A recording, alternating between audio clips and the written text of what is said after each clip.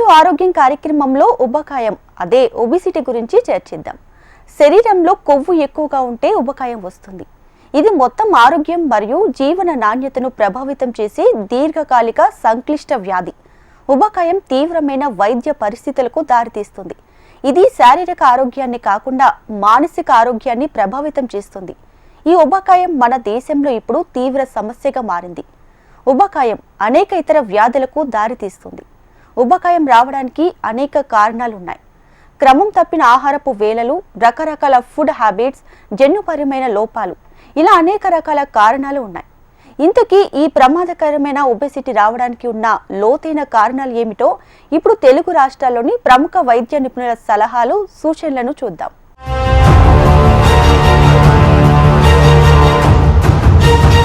Daily మనం చేసే activities అంటే మనం చేసే పనులకి మనం ఖర్చు చేసే క్యాలరీస్ సగటు మనిషికి 1200 నుంచి 2500 దాకా క్యాలరీస్ అవసరం అనమాట 24 గంటల్లో మనం చేసే పనులకి. సో అది ఒక్కొక్కళ్ళకి వాళ్ళ వెయిట్ని బట్టి కానీ లేకపోతే మేలా ఫీమేలా అనే దాన్ని బట్టి ఈ క్యాలరిక్ వాల్యూ పెరగచ్చు, తగ్గచ్చు.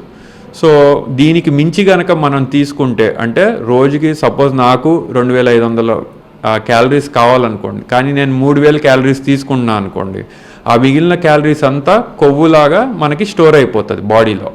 సో దానివల్ల మనం వెయిట్ పెరిగిపోయే అవకాశం ఉంటుంది. సో ఒకరోజు ఎక్కువ తీసుకుంటే నెక్స్ట్ డే మనం తీసుకుంటూ పోయామనుకున్నారు ఎక్స్ట్రా క్యాలరీస్, సో మనం వెయిట్ పెరిగిపోయే అవకాశం ఉంటుంది. దానికి రీజన్ ఏంటంటే ఈ క్యాలరీస్ అంతా ఫ్యాట్ కింద కన్వర్ట్ అయ్యి మనం వెయిట్ పెరుగుతాం అన్నమాట.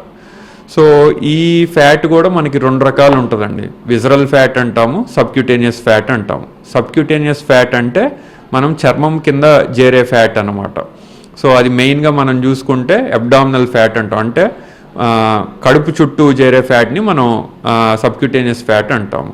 సో ఇంకోటి విజరల్ ఫ్యాట్ అంటాం. ఇదేంటంటే ఆర్గాన్స్ చుట్టూ చేరే ఫ్యాట్, లైక్ లివర్ చుట్టూ కొంతమందికి ఫ్యాట్ ఉంటుంది, కొంతమందికి పేగుల చుట్టూ ఉంటుంది, కొంతమందికి హార్ట్ చుట్టూ ఉంటుంది. సో దీన్ని మనం విజరల్ ఫ్యాట్ అంటాం అన్నమాట. ఈ విజరల్ ఫ్యాట్ కొంచెం డేంజర్, ఎందుకంటే మనకు అవయవాలు ఉన్నాయే చిన్నవి, దాని చుట్టూ ఫ్యాట్ చేరింది అనుకోండి, సో వాటిని సైజ్ తగ్గించే అవకాశం ఉంటుంది. సో ఈ సైజ్ తగ్గినప్పుడు మనకి వాటి పనితనం తగ్గే అవకాశం ఉంటుంది. సో ఈ ఫ్యాట్ చేరటం వల్ల వచ్చే దుష్పరిణామాలు ఏంటనే మనం దానిలోకి వెళ్తే కనుక, సో ఒకటి ఏంటంటే ఈ ఒబేస్ అంటే ఉబకాయం ఉన్న వాళ్ళకి డయాబెటీస్ వచ్చే అవకాశం చాలా ఎక్కువ ఉంటుంది, బీపీ వచ్చే అవకాశం చాలా ఎక్కువ ఉంటుంది, హార్ట్ ప్రాబ్లమ్స్ అంటే హార్ట్ అటాక్ లాంటివి, బ్రెయిన్ స్ట్రోక్ లాంటివి, కిడ్నీ ప్రాబ్లమ్స్, నెక్స్ట్ ఇంకోటి వచ్చేసి అబ్స్ట్రక్టివ్ స్లీప్ యాప్నియా అంటాం, నిద్రలో కొంచెం గురక వచ్చి ఆయాసం లాగా వచ్చేది. సో ఇలాంటి ప్రాబ్లమ్స్ అన్నీ ఈ ఉబకాయంలో మనం చూస్తూ ఉంటాం అన్నమాట.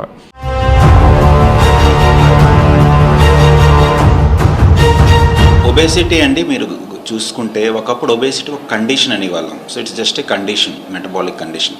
ఇప్పుడు ఒబేసిటీని ఒక వ్యాధిగా గుర్తిస్తున్నారు. ఓకే, బికాస్ ఒబేసిటీ వలన చాలా వ్యాధులు వస్తున్నాయి. సో అందుకే ఒబేసిటీని కూడా ఒక వ్యాధిగా గుర్తించమని వెరీ రీసెంట్గా చాలా గైడ్లైన్స్ వస్తున్నాయి. ఓకే, ఒబేసిటీ అంటే సింపుల్ అండ్ ఉబకాయం. So excess fat in the body.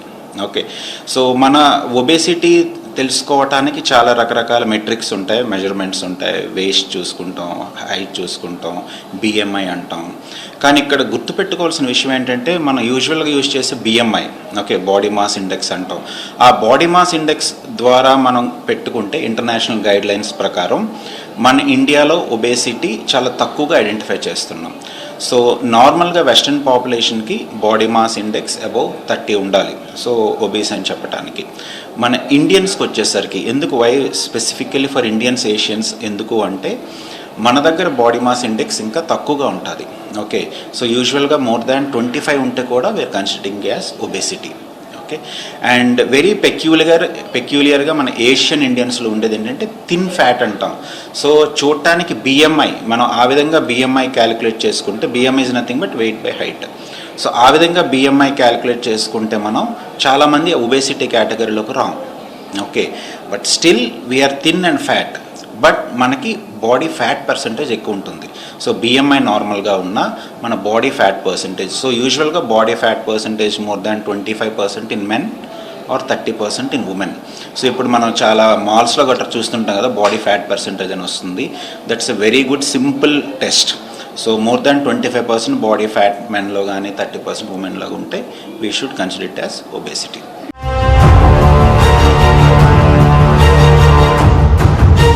ముఖ్యంగా ఇది జీవనశైలి విధాన మార్పుల వలన మన ఇండియాలో కానీ ప్రపంచం మొత్తం కానీ ఫాస్ట్ ఫుడ్ కల్చర్ అనేది ఎక్కువైపోయిందండి. ఫాస్ట్ ఫుడ్ అని కూడా అనకూడదు, ప్రాసెస్డ్ ఫుడ్ కల్చర్ అనేది ఎక్కువైపోయింది. అంటే ఈజీ అవైలబిలిటీ యాప్స్ దానివలన ఒకటి, తర్వాత మన వర్క్ కల్చర్ అనేది కూడా ఆఫీస్ వర్క్స్ అనేసి చాలామంది వంట చేసుకోకపోవడము, ఈజీగా పార్సల్ స్విగ్గీ జొమాటో ఇలా ఇది చేసుకోవడం, లేకపోతే సూపర్ మార్కెట్స్ వెళ్ళేసి readymade foods, processed foods, high sugar content ఉన్నటివి, వీటి వల్ల అధిక మోతాదులో తీసుకోవడము, sweet item, salt item, oil items ఇలాంటివి చాలా ఎక్కువ తీసుకోవడం వలన సో ఈ ప్రాసెస్డ్ ఫుడ్స్, అధిక షుగర్ కంటెంట్ ఉన్న డ్రింక్స్ కానీ, తర్వాత ఫ్రైస్, మనం డీప్ ఫ్రైడ్ ఫుడ్స్ అంటాం, ఫ్రెంచ్ ఫ్రైస్ అలా అంటాం కదా, చిప్స్ ఇలాంటివి ఎక్కువ మోతాదుల్లో తీసుకుంటా ఉన్నాము. అంటే పిల్లల కాడి నుంచి పెద్ద వయసు వరకు కూడా శ్రమ పడకుండా ఈజీగా దొరికే ఫుడ్స్, వీటి వల్ల మనకి ఈ క్యాలరీస్ అనేది కావాల్సిన మోతాదు కంటే కూడా అధిక మోతాదులో తీసుకోవడం జరుగుతూ ఉంది. ఇంకొకటి శ్రమ, మానసిక శ్రమ కానీ, తర్వాత కష్టపడే తత్వం కూడా ఇప్పుడు తగ్గిపోయింది. ఎందుకంటే ఇండస్ట్రియలైజేషన్ వల్ల మనకి మెషిన్స్ కానీ, తర్వాత ఇప్పుడు ఎక్కువ ప్రతి ఒక్కరు కార్స్ అవైలబిలిటీ, తర్వాత జాబ్స్ కూడా ఆఫీస్ జాబ్స్ అనేది, IT software jobs, white colour jobs అనేది ఎక్కువ అయిపోయాయి. వీటి వలన కూడా సెడెంటరీ లైఫ్, అంటే కూర్చొని పనిచేసే పనులు అనేది ఎక్కువ అయిపోయినాయి. సో వీటన్నిటి కారణం వల్ల ఒబెసిటీ, ఊబకాయం అనేది చాలా పెరుగుతూ ఉంది. సింపుల్గా చెప్పాలంటే మనం తినే తిండి ప్లస్ మనం ఖర్చు చేసే ఎనర్జీ, క్యాలరీస్ బర్న్ చేసే వాటికి మిస్ మ్యాచ్ అయినప్పుడు, ఆ రెండింటికి సమతుల్యం లేనప్పుడు మనము అధిక బరువు, వెయిట్ అనేది పెరుగుతూ ఉంటుంది. సింపుల్గా ఇప్పుడు ఎవ్రీడే ఒక 100 క్యాలరీలు మనము ఎక్కువ తీసుకుంటే పర్ మంత్ 1.5 కిలో అనేది పెరుగుతాము. సో 100 క్యాలరీలు అంటే మరీ ఎక్కువ ఏం కాదు, అంటే సింపుల్ ఒక ఇడ్లీలో 100 క్యాలరీలు ఉంటాయి. సో అలాగా చక్కెరలు కూడా ఒక 3-4 స్పూన్స్ చక్కెర తీసుకున్నా కానీ 100 క్యాలరీలు వస్తాయి.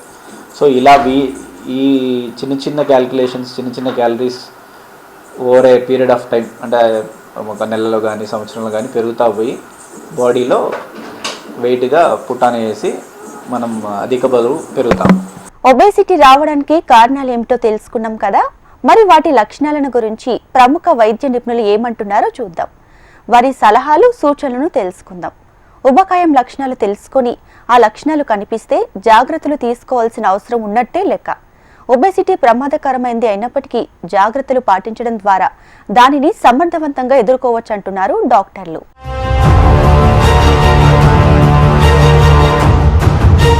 ఈ ఒబేసిటీ వల్ల ఏంటి అని అంటే చాలా అవయవాలకి ఎఫెక్ట్ అయ్యే ఛాన్స్ ఉంటుంది.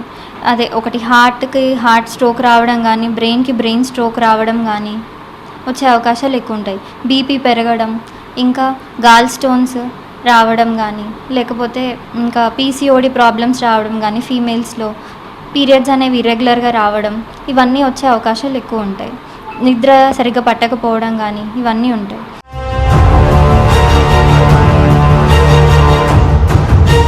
జెనెటికల్గా కూడా ఫ్యామిలీలో ఎవరికైనా ఉన్నా కూడా మనకు వచ్చే అవకాశం ఉంటుంది. తర్వాత మనకు వచ్చే లైఫ్ స్టైల్ చేంజెస్, అంటే మనం డైట్ కంట్రోల్ కానీ తీసుకోకపోవడం వల్ల కానీ, మనకున్న హైట్ని బట్టి వెయిట్ మెయింటైన్ చేయకపోవడం వల్ల కానీ, వాళ్ళ లైఫ్ స్టైల్ చేంజెస్ వల్ల ఇది వచ్చే అవకాశం ఉంటుంది. దీనికి మెయిన్గా సిమ్టమ్స్ ఏం చెప్పొచ్చు అంటే బరువు పెరగడం అంతే. మన శరీరం బరువు మన హైట్కి ఉన్నంత బరువు కాకుండా ఎక్కువగా, దీన్ని బిఎంఐ పద్ధతిలో కొలుస్తారు. దీన్ని బాడీ మాస్ ఇండెక్స్ అంటారు. దీన్ని మనం ఎట్లా చూస్తామంటే 18 kg/height in m²లో చూస్తాము. దాన్ని బట్టి మనకి ఎంత బిఎంఐ ఉంది అనేది మనము లెక్క చేసుకుంటే, అంటే మనకు 18 ఉంటే నార్మల్ అనమాట. అబౌవ్ 24 ఉంటే మనము ఒబెసిటీగా దాన్ని కన్సిడర్ చేస్తాము. మనకు ఏం సిమ్టమ్స్ ఉంటాయంటే బరువు పెరిగిపోవడము, మనము పనులు సరిగా చేసుకోలేకపోవడం, ఇంట్లో ఊరికేనే అలసట వచ్చేయడము, అదేవిధంగా వాళ్ళకు కొన్ని సిస్టమేటిక్గా చేంజెస్ వస్తాయి. అదేంటంటే బీపీ ఎక్కువైపోవడము, ఏజ్ని బట్టి బీపీ ఎక్కువైపోవడము, పీసీఓడి, అది మనకు మహిళలు ఎక్కువగా పీసీఓడి సమస్యలకి దారితీస్తుంది అనమాట. ఒబేసిటీ లక్షణాల గురించి ప్రముఖ డాక్టర్లు చెప్పిన సూచనలు సలహాలు విన్నారు కదా. అయితే ఉబకాయం రాకుండా మనం ఎలాంటి జాగ్రత్తలు తీసుకోవాలి, ఎటువంటి ముందు జాగ్రత్త చర్యల ద్వారా మనం ఒబేసిటీకి చెక్ చెప్పవచ్చు, ఆరోగ్యం కాపాడుకోవడానికి ఎలాంటి ఎక్సర్సైజులు చేయాలి, ఎలాంటి వాకింగ్ చేయాలి, ఆహారం తీసుకునేటప్పుడు ఎలాంటి జాగ్రత్తలు తీసుకోవాలి తదితర అంశాలపై ప్రముఖ వైద్య నిపుణుల సలహాలు సూచనలను ఇప్పుడు చూద్దాం.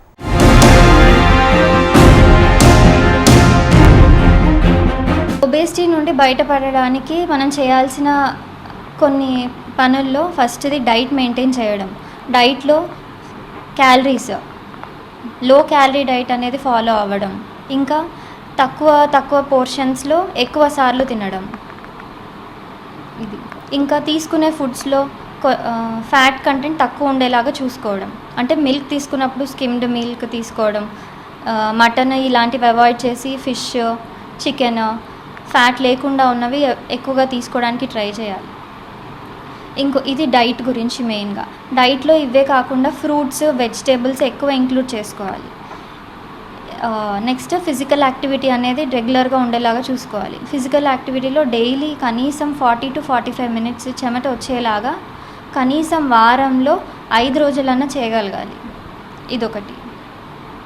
ఇది ఫిజికల్ యాక్టివిటీ లాగా చూసుకోవాలి. ఇంకా ఎవరికైనా వీటితో కూడా కంట్రోల్ అవ్వట్లేదు అంటే, ఈ ఫిజికల్ యాక్టివిటీతో కూడా బరువు తగ్గట్లేదు అని అంటే అసలు ఫిజిషియన్ని కన్సల్ట్ అయ్యి అసలు ఎందుకు బరువు పెరుగుతున్నాను, ఏదైనా రీజన్ ఉందా, థైరాయిడ్ కానీ లేకపోతే ఇంకా మెటబాలిక్ డిజార్డర్స్ చాలా ఉంటాయి, వాటిలో ఏదైనా ఉందా అనేది మనం చూసుకోవాలి. దాన్ని బట్టి ట్రీట్మెంట్ అనేది ఉంటుంది. వీటితో కూడా తగ్గనప్పుడు మనం ఆ డాక్టర్ దగ్గరికి వెళ్ళిన తర్వాత ట్యాబ్లెట్స్ అనేది కొంతమందికి స్టార్ట్ చేయాల్సి ఉంటుంది. ఆ ట్యాబ్లెట్స్ అనేది వాడడం వల్ల కూడా బరువు తగ్గుతారనమాట.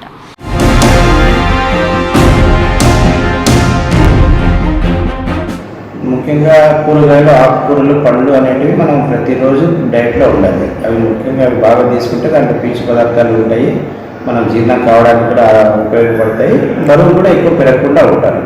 దానివల్ల ముఖ్యంగా ఆయిల్ ఫుడ్స్, బయట అమ్మే ఫుడ్స్, జంక్ ఫుడ్స్, ఎక్కువ క్యాలరీస్ ఇచ్చే ఫుడ్స్, నూనెలో ఫ్రై చేసినవి ఇట్లాంటివన్నీ తగ్గించుకోవాలి. కూరగాయలు, ఆకుకూరలు, పండ్లు అనేవి ఎక్కువ తీసుకోవాలి. ఇంకా ఎక్సర్సైజ్ చేయడానికి కూడా ఇంపార్టెంట్. ఎక్సర్సైజ్ చేయకుండా ఉండి జస్ట్ ఐడియల్గా ఏదో తిన్నామా, పడుకున్నామా, కూర్చున్నామా అనేది ఉంటే కూడా బరువు ఆటోమేటిక్గా పెరుగుతూ ఉంటుంది. వాటి ప్రతి ఒక్కరూ, అంటే పిల్లల దగ్గర నుండి పెద్దవాళ్ళు, ముసలి వాళ్ళ దగ్గర వాళ్ళ వరకు కూడా ప్రతి ఒక్కరు వాకింగ్ చేయడం మినిమం. వాకింగ్ అంటే ఇంక అందరికీ అందుబాటులో ఉంటుంది కాబట్టి వాళ్ళు రోజు గంట సేపు రోజు క్రమం తప్పకుండా కంటిన్యూగా వాకింగ్ చేయడం వల్ల చాలా ఉపయోగాలు ఉంటున్నాయి. అంటే దానివల్ల బరువు తగ్గడం కావచ్చు, ఆరోగ్యం బాగుంటుంది, గుండె పని బాగా పనిచేస్తుంది, గుండె సంబంధ వ్యాధులు కూడా రావు. ఇప్పుడు ఒబెసిటీ ఎక్కువ రావడం వల్ల ఏమవుతుందంటే దానివల్ల దుష్ప్రభావాలు, ఒకటి బరువు బాగా విపరీతంగా పెరిగిపోవడం వల్ల మన బరువు మనమే మోయలేని పరిస్థితికి వస్తుంది, మన పనులు మనం చేసుకోలేము, కొద్ది దూరం నడిచినా కూడా ఆయాసం అనేది వస్తుంది, గుండె పనితీరు తగ్గిపోతుంది. ఈ బరువు అంతా మన కీళ్ళ మీద పడుతుంది కాబట్టి ఈ మోకాళ్ళ మీద అట్లా పడినప్పుడు మోకాళ్ళ అంటే కీళ్ళు అరిగిపోవడము, మళ్ళీ దానికి ఆపరేషన్ చేయాల్సి వస్తుంది. ఇట్లాంటి ప్రాబ్లమ్స్ అని ఆర్థరైటిస్ అనేది తొందరగా వస్తుంది బరువు ఎక్కువ ఉండే వాళ్ళలో. షుగర్ కూడా తొందరగా వస్తుంది ఊబకాయం ఉండే వాళ్ళలో. మామూలుగా ఇప్పుడు 50 ఏళ్ళకి 60 ఏళ్ళకి వచ్చేది ఈ ఊబకాయం ఉండే వాళ్ళకి 20-30 ఏళ్ళకే వచ్చేస్తుంది. అది షుగర్ అంటే మీకు తెలిసే ఉంటుంది, ఒకసారి వచ్చిందంటే ఇంకా అది పోదు, కంటిన్యూగా దాన్ని మందులు వాడుకుంటూ ఉండాలి. మళ్ళీ షుగర్ ఎక్కువైనందుకు, ఊబకాయం ఎక్కువైనందుకు కొన్ని గుండె సంబంధ వ్యాధులు ఎక్కువైపోతాయి, లోపల రక్తనాళాల్లో కొవ్వు పెరిగిపోవడం ఇట్లాంటివి జరగడం వల్ల స్ట్రోక్ కూడా వస్తుంది. హార్ట్కి రావచ్చు, బ్రెయిన్కి రావచ్చు. బ్రెయిన్కి స్ట్రోక్ వచ్చిందంటే పక్షవాతం వస్తుంది. ఒబేసిటీ రాకుండా ఎలాంటి ముందు జాగ్రత్త చర్యలు తీసుకోవాలో అన్న అంశంపై ప్రముఖ వైద్యులు చెప్పిన సూచనలు, సలహాలు విన్నారు కదా. అయితే ఇప్పటికే ఉబకాయంతో బాధపడుతున్న వారు ఎలాంటి జీవన శైలిని అలవర్చుకోవాలి, ఎలాంటి క్రమశిక్షణ పాటించాలి, ఉదయం లేచిన నుంచి రాత్రి పడుకునే వరకు ఎలాంటి నియమాలు పాటించాలి, శారీరక, మానసిక ఆరోగ్యాలు పెంచుకోవడానికి ఏం చేయాలి అన్న అంశాలపై మరికొంతమంది వైద్యులు విపులంగా వివరించనున్నారు. సాధారణంగా ఒబెసిటీ వచ్చిన వారు, ఇప్పటికే మందులు వాడుతున్న వారు సైతం ఈ నియమాలు పాటిస్తే ఖచ్చితంగా మేలు జరుగుతుంది.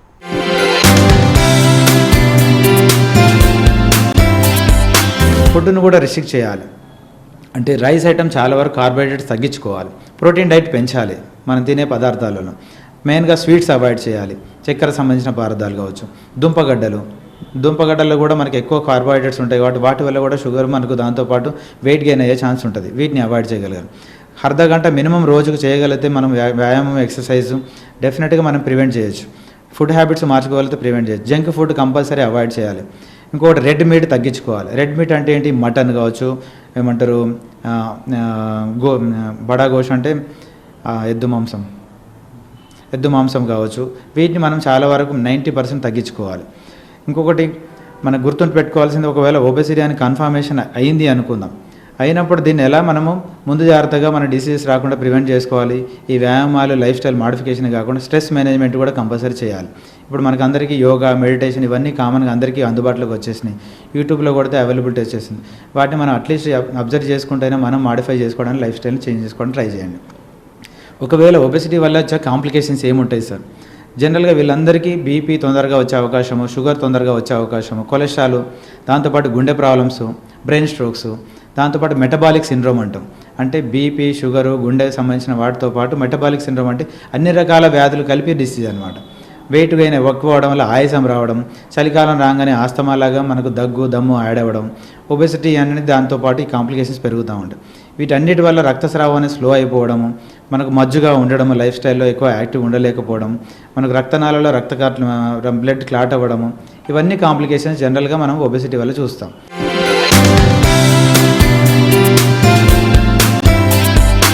ఇదివరకు ఏంటంటే ఏది ఉన్నా కానీ మనం నడవటం కానీ లేకపోతే లైఫ్ స్టైల్ ఇన్ని వెహికల్స్ లేకపోవటం, సో ఎక్కడికైనా ఎక్కువ దూరాలు నడవటం, లిఫ్ట్లు లేకపోవటం, సో పని ఎక్కువ ఉండేది, శారీరక శ్రమ ఎక్కువ ఉండేది ఇదివరకు. ఇప్పుడు ఏంటంటే అన్నీ చాలా సింపుల్ అయిపోయినాయి, ఈజీ అయిపోయినాయి, కన్వీనియంట్ అయిపోయినాయి ఎలక్ట్రానిక్స్ వచ్చిన తర్వాత. సో మనం టీవీ ఆన్ చేయాలన్నా దాని దగ్గరికి వెళ్ళాల్సిన అవసరం లేదు, రిమోట్లో బటన్ నొక్కితే ఆన్ అయిపోతుంది. సో నడిచే అవసరం లేదు. సో గార్డెనింగ్ లాగా ఇదివరకు పోయి సరదాగా చెట్లకి నీళ్లు పట్టేవాళ్ళు, ఇప్పుడు వాటికి పైపులు, మోటార్స్ లాంటివి వచ్చినాయి, ఓ స్విచ్ ఆన్ చేస్తే వాటికి నీళ్లు వచ్చేస్తున్నాయి. సో మనకేంటంటే శారీరక శ్రమ తగ్గిపోయింది. సో క్యాలరీస్ ఖర్చు కావట్లేదు ఎవరికి. సో ఆ ఎక్సెసివ్ క్యాలరీస్ అన్నీ ఫ్యాట్ లాగా ఫామ్ అవుతున్నాయి. సో దానివల్ల ఏంటంటే ఒబేసిటీ అనేది వయసు అనేది తేడా లేకుండా అందరికీ పెరిగిపోతుంది. అండ్ పిల్లలు ఏంటంటే ఇదివరకు జనరేషన్లో మీరు చూస్తే పిల్లలు అవుట్డోర్ గేమ్స్ ఎక్కువ ఆడేవాళ్ళు. ఇప్పుడు ఏంటంటే వీడియో గేమ్స్ అవి వచ్చిన తర్వాత ఇండోర్ గేమ్స్కే పరిమితం అయిపోతున్నారు. సో వాళ్ళని వెళ్ళి ఆడమన్నా కానీ వాళ్ళకి ఓపిక ఉండట్లేదు, వాటి మీద ఇంట్రెస్ట్ ఉండట్లేదు. సో ఈ స్క్రీన్ టైం పెరగటం వల్ల కూడా మనకి ఒబేసిటీ పెరిగిపోతుంది. ఇంకోటి జాబ్ వల్ల వచ్చే స్ట్రెస్ వల్ల కూడా మనకి ఎక్కువ కూర్చునే జాబ్స్ అయిపోయినాయి. సాఫ్ట్వేర్ కానీ ఏఎన్నా కానీ ఇవన్నీ కూర్చొని చేసే జాబ్స్ ఎక్కువైపోవటం వల్ల ఫిజికల్ యాక్టివిటీ తగ్గిపోయి మనకి ఒబేసిటీ పెరుగుతుంది. సో నెక్స్ట్ వీటిని మనం ఎట్లా మార్చచ్చు, ఈ రిస్క్ ఎట్లా తగ్గించుకోవచ్చు అంటే మెయిన్ మనం తీసుకునే ఫుడ్ క్యాలరిక్ వాల్యూ కౌంట్ని పెట్టుకొని లిమిటెడ్ ఫుడ్స్ తీసుకోవాలి. ఎక్కువ ఫ్రెష్ ఫ్రూట్స్ కానీ వెజిటేబుల్స్ ఎక్కువ ఉండేటట్టు చూసుకోవాలి. సో మన బాడీకి ఎంత క్యాలరీస్ అవసరం అయి ఉంటాయో ఆ క్యాలరీస్ మించి తీసుకోకుండా ఉంటే మనం ఎక్సెసివ్ ఫ్యాట్ గెయిన్ చేయకుండా మనం నార్మల్ లైఫ్ స్టైల్ లీడ్ చేసే అవకాశం ఉండి మనకి ఆ ఒబేసిటీ వల్ల వచ్చే కాంప్లికేషన్స్ని మనం దూరంగా పెట్టచ్చు అన్నమాట. ఒబేసిటీ వచ్చిన వారు మందులు వాడుతూ డాక్టర్లు చెప్పిన జీవన శైలిని పాటిస్తే ఉబకాయం కంట్రోల్లో ఉంటుంది. ప్రతిరోజు వ్యాయామం క్రమ పద్ధతిలో చేయాలి. కనీసం 40 నిమిషాల పాటు నడవాలి. అలాగే సరైన నిద్ర కూడా పోవాలి. ఆహారాన్ని మితంగా భుజించాలి. అంతేకాదు సమతుల ఆహారాన్ని కూడా తీసుకోవాలి. అయితే ఒబేసిటీ వచ్చిన వారు ఎలాంటి సమతుల ఆహారాన్ని తీసుకోవాలి, ఏ ఆహారం ఉబకాయం వచ్చిన వారికి మేలు చేస్తుంది అనే అంశంపై ప్రముఖ వైద్యుల సలహాలు, సూచనలను ఇప్పుడు చూద్దాం.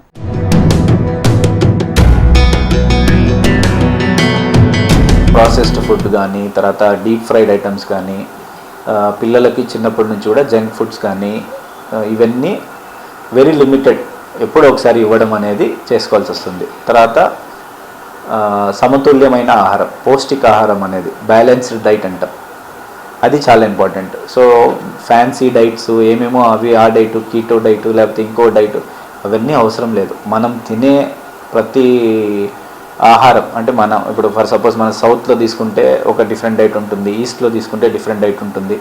సో మన ప్రాంతం అనుగుణంగా మనకు దొరికే లోకల్ ఫుడ్స్ని మితంగా తింటే చాలా బెటర్. ఎందుకంటే మితం హితం అంటాం, అతి సర్వత్రా వర్జయత్ అంటాం. సో కాబట్టి ఏది కూడా బ్యాలెన్స్ డైట్లో తింటే మనం ఈ ఉబకాయాన్ని నివారించవచ్చు. అలాగే రెగ్యులర్ ఎక్సర్సైజెస్, మన minimum 20 to 30 minutes morning and night walk, at least walk చేసుకున్నా కానీ మనకి సరిపోతుంది. అంతేగాని నువ్వు రెగ్యులర్గా జిమ్కి వెళ్ళాలి లేకపోతే ఇంకోటి వెళ్తే బెటర్ లేదని కాదు కార్డియో చేసుకుంటే, బట్ టైం లేదంటే అట్లీస్ట్ వాక్. లేదు సార్ నాకు అది కూడా టైం లేదంటే ఇప్పుడు సింపుల్గా ఇప్పుడు ఆఫీస్కి వెళ్ళాలి, బస్సులో వెళ్తా ఉన్నారు, ఒక ముందు స్టాప్ దిగి నడుచుకుంటూ పోవడము, లేదంటే సైకిల్ వేసుకొని వెళ్ళడము, లేకపోతే పొద్దున కూరగాయలకి వెళ్ళేటప్పుడు లేకపోతే షాప్స్కి వెళ్ళేటప్పుడు బండి బదులు సైకిల్ తీసుకొని వెళ్ళడము లేకపోతే నడుచుకుంటూ వెళ్ళడం.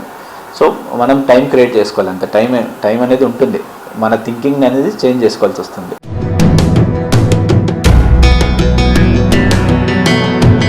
ఒబేసిటీ పేషెంట్స్ అంటే యూజువల్గా కార్డియాక్ ప్రాబ్లమ్స్ అనేవి ఎక్కువగా జరుగుతుంటాయి. ఎందుకంటే మనకి ఏదైతే బ్లడ్ వెజల్స్ ఉంటాయో ఆ బ్లడ్ వెజల్ లోపల చిన్న చిన్న బ్లాక్స్ ఏర్పడము, దాన్ని థ్రాంబో ఎంబాలిక్ ఫినామినాస్ అంటాము, అలాంటివి జరుగుతూ ఉంటాయి. సెకండ్ది గాల్ బ్లాడర్ స్టోన్స్ అంటే పిత్తాశయంలో రాళ్ళు ఏర్పడడం, ఇది కూడా చాలా కామన్గా గమనిస్తుంటాము. సెకండ్ది ఏంటంటే ఆస్టియో ఆర్థరైటిస్, బరువు ఎక్కువగా ఉండడం వల్ల కింద మన నీ జాయింట్స్ మీద పెయిన్ ఎక్కువగా పడడం వల్ల, బరువు ఎక్కువగా పడడం వల్ల మోకాలు అరుగుదల ఇలాంటివన్నీ గమనిస్తుంటాము. నెక్స్ట్ ఏంటంటే బ్రీతింగ్ డిఫికల్టీ, అబ్డామినల్ ఒబేసిటీ ఎక్కువ ఉన్న వాళ్ళకి బ్రీతింగ్ ప్రాబ్లమ్స్ అనేవి ఏర్పడుతుంటాయి. ఎందుకంటే పొట్ట దగ్గర ఎక్కువ కొవ్వు చేరుకోవడం వల్ల డయాఫ్రమ్ అనేది పైకి మూవ్ అయ్యేసి మనకి లంగ్స్కి ఎక్స్పాన్షన్ అనేది ఎక్కువగా జరగనీయకుండా చేస్తుంటుంది. సో అబ్స్ట్రక్టివ్ స్లీప్ ఎప్నియా అన్నది ఒక కారణం.